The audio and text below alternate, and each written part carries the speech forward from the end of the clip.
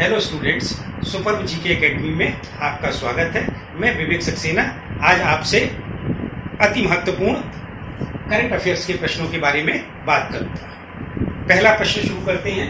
अंतर्राष्ट्रीय नर्स दिवस किस तिथि को मनाया जाता है? इसका पहला ऑप्शन है 11 मई, दूसरा ऑप्शन है 12 मई और तीसरा ऑप्शन है 13 मई और चौथा ऑप्शन है 15 मई। इसका सही ऑप्शन होगा 12 मई। इसका सही उत्तर होगा 12 मई। देखिए, अंतर्राष्ट्रीय नर्स दिवस संपूर्ण विश्व में प्रतिवर्ष 12 मई को मनाया जाता है। यह दिवस स्वास्थ्य सेवा में नर्सिंग की महत्व को पर प्रकाश डालता है। यह दिवस स्वास्थ्य सेवा के क्षेत्र में नर्सिंग की भूमिका पर प्रकाश डालता है। अब देखिए, इसमें एक प्रश्न और क्या बनेगा? इसमें एक प्रश्न और ये बनेगा कि अंतर्राष्ट्रीय नर्स दिवस 2020 की थीम क्या है? तो अंतर्राष्ट्रीय नर्स दिवस 2020 की theme nursing the world to health थी। देखिए, ये प्रश्न प्रतियोगी परीक्षाओं की दृष्टि से क्यों महत्वपूर्ण है? क्योंकि वर्तमान में संपूर्ण विश्व में कोरोना संक्रमण जिस तेजी से बढ़ रहा है उसमें नर्सों की बहुत बड़ी महत्वपूर्ण भूमिका है। उस भूमिका के दृष्टिगत रखते हुए आगामी प्रतियोगी परीक्षाओं में करंट अफेयर्स या जनरल नॉलेज के प्रश्न में ये शामिल किया जा सकता है। या अंतर्राष्ट्रीय नर्स दिवस किस तिथि को मनाया जाता है?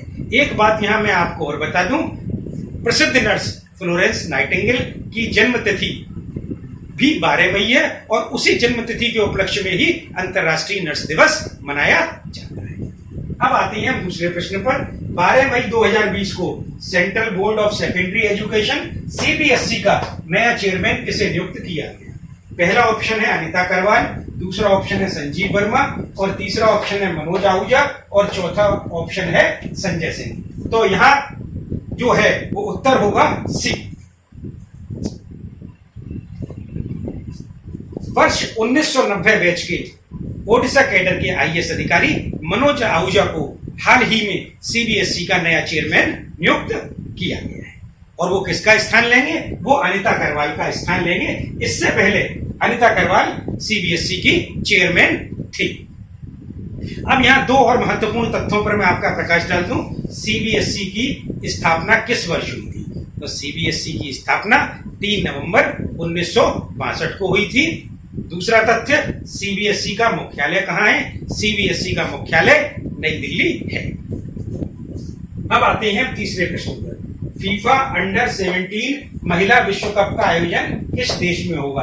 फीफा का हिंदी अर्थ है अंतरराष्ट्रीय फुटबॉल संगठन। तो यहाँ ये तो बात हमें समझ में आ गई होगी कि ये फुटबॉल से संबंधित प्रश्न है। मतलब अंडर 17 महिला विश्व फुटबॉल कप का आयोजन किस देश में होगा? दूसरी तरह से हम इसे इस तरह भी समझ सकते हैं। पहला ऑप्शन है जर्मनी, दूसरा ऑप्शन है अर्जेंटीना, तीसरा ऑप्शन है ब्राजील और चौथा ऑप्शन है भारत। तो यहाँ पर जो ऑप्शन सही है वो भारत सही है। यहां मैं आपको एक बात और बताना चाहूंगा कि इसका आयोजन जो है अब वर्ष 2021 में होगा। पहले इसका आयोजन वर्ष 2020 में होना था, लेकिन संपूर्ण विश्व में जिस तरह से कोरोना बढ़ रहा है, कोरोना वायरस का प्रकोप बढ़ रहा है और वर्तमान में संक्रमण काल है कोरोना का, तो इसलिए इसे स्थगित कर अगले वर्ष ले जाने का निर्णय किया गया। हाल ही में इसकी तिथियों की भी घोषणा कर दी गई है। ये 17 फरवरी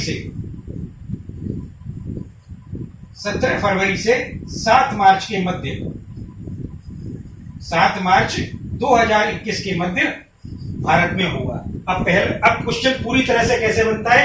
फीफा अंडर 17 महिला विश्व कप का आयोजन भारत में 17 फरवरी से 7 मार्च 2021 के मध्य होगा। अब आते हैं अगले प्रश्न पे। हाल ही में किस राज्य की सोहराई व कोबर पेंटिंग को जीआई टैग प्रदान किया गया?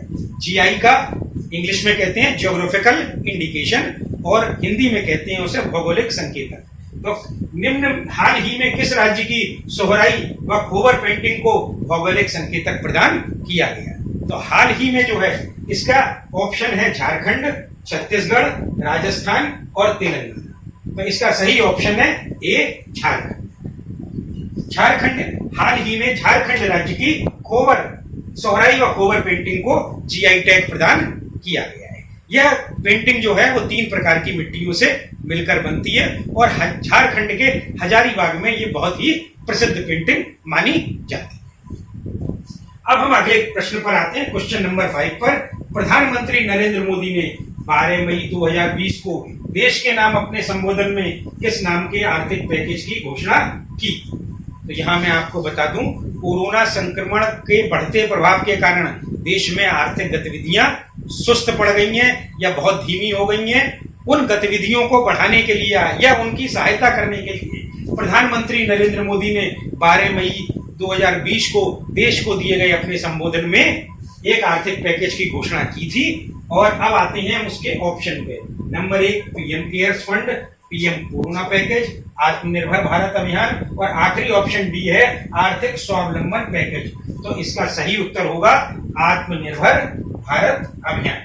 तो प्रधानमंत्री नरेंद्र मोदी ने 12 मई को जो घोषणा की थी वो की थी आत्मनिर्भर भारत अभियान नाम के आर्थिक पैकेज की घोषणा की थी। यहाँ एक प्रश्न और बनता है, वो प्रश्न ये बनता है कि इस आत्मनिर्भर भारत अभियान में कितने रुपए की पैकेज की घोषणा की थी, उसका मूल्य क्या था? तो मैं यहाँ आपको बता दूं कि प्रधानमंत्री ने जो आर्थिक पैकेज की घोषणा की थी उसका मूल्य रुपए 20 लाख करोड़ था। कहने का तात्पर्य यह है कि आर्थिक पैकेज में 20 लाख करोड़ की सहायताओं का जिक्र किया गया है। अब आते हैं क्वेश्चन 6 पर। अंतरराष्ट्रीय परिवार दिवस किस तिथि को मनाया जाता है? पहला ऑप्शन ए है 13 मई, दूसरा ऑप्शन है बी 14 मई, तीसरा ऑप्शन सी है 15 मई और चौथा ऑप्शन है डी 16 मई। इसका सही उत्तर होगा 15 मई, अर्थात विकल्प सी सही है। संयुक्त परिवार के महत्व के प्रति लोगों को जागरूक करने के लिए संपूर्ण विश्व में प्रतिवर्ष अंतरराष्ट्रीय परिवार दिवस 15 मई को मनाया जाता है। अब आते हैं क्वेश्चन नंबर 7 पर। वैश्विक ऊर्जा संक्रमण सूचकांक 2020 में भारत की रैंक है।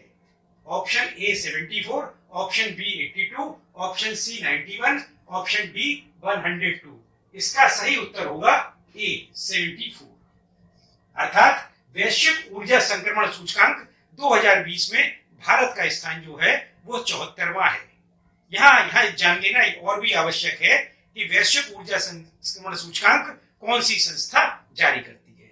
तो वैश्विक ऊर्जा संक्रमण सूचकांक विश्व आर्थिक मंच मतलब वर्ल्ड इकोनॉमिक फोरम द्वारा जारी किया जाता है।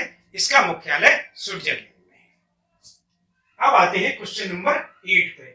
किस राज्य ने पहली FIR आपके द्वार योजना लॉन्च की है जिसमें 100 वाहन का इस्तेमाल किया जाएगा? Option A Gujarat, option B Rajasthan, option C Maharashtra, option D Madhya Pradesh. इसका सही उत्तर होगा मध्य प्रदेश। अब आते हैं क्वेश्चन 9 पर।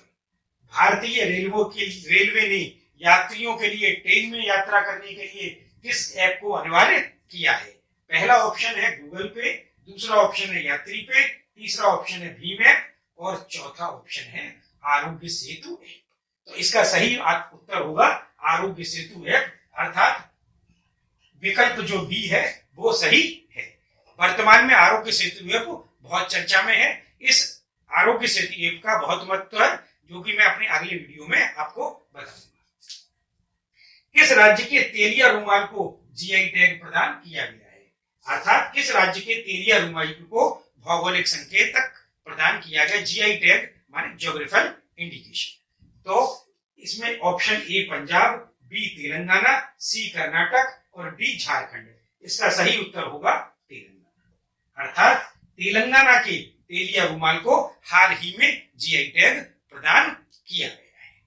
इससे पहले मैंने आपको क्या बताया था? सोहराई व कोबर पेंटिंग को किस राज्य का जो है भौगोलिक संकेतक प्रदान किया गया है? तो वो झारखंड। उसका उत्तर सही था। अगर आपको मेरी ये वीडियो पसंद आई हो तो इसे लाइक और शेयर करें और मेरे चैनल को सब्सक्राइब करें। इसके साथ ही मेरे अगले वीडियो का नोटिफिकेशन प्राप्त करने के लिए नीचे दिए गए बेल आइकॉन को क्लिक करें। धन्यवाद।